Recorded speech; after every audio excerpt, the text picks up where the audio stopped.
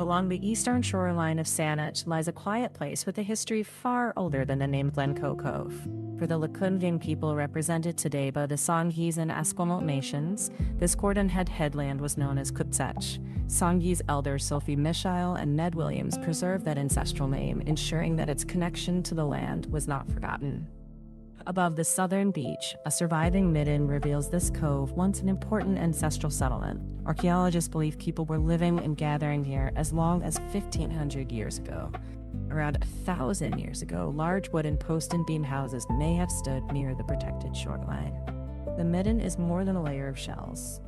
It's a cultural record of meals, fires, tools, family life, and generations returning to the same place. The sheltered water provided a natural landing, while the beaches, rocky shoreline, and nearby meadows offered shellfish, plants, fish, and other seasonal foods. Kwatsech was also connected to a much larger coast Salish world. Canoes traveled through Howrah Strait, linking communities and harvesting places around southern Vancouver Island and the San Juan Islands. The land was carefully managed, and seasonal movement did not lessen the importance of home. It strengthened relationships between families, resources, and places. Colonial settlement and modern housing destroyed or covered much of the original area.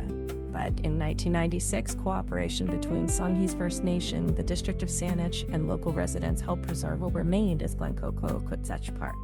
Today, this is not simply a beautiful beach. It is part of the living Indigenous homeland, a place of memory, continuity, and responsibility.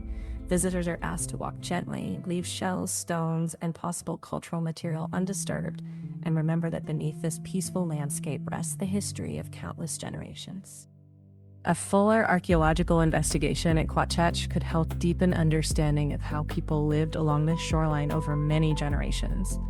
The midden may hold evidence of food gathering, fishing, tool making, housing, and changes in the local environment, but archaeology alone cannot tell the whole story. Indigenous knowledge, language, oral history, and the guidance of the Songhees and Esquimalt nations would be essential in deciding what questions should be asked, how any work should be carried out, and how findings should be understood and shared. That approach recognizes Kwatsech not as a site belonging only to the distant past, but as part of a living homeland. The goal would not simply be to uncover artifacts, but to strengthen relationships with the land, preserve knowledge for future generations. In short, it's about learning more without overwhelming the place, letting nation-led guidance shape the questions and methods, and treating Kwatsech as a living homeland, not just a site.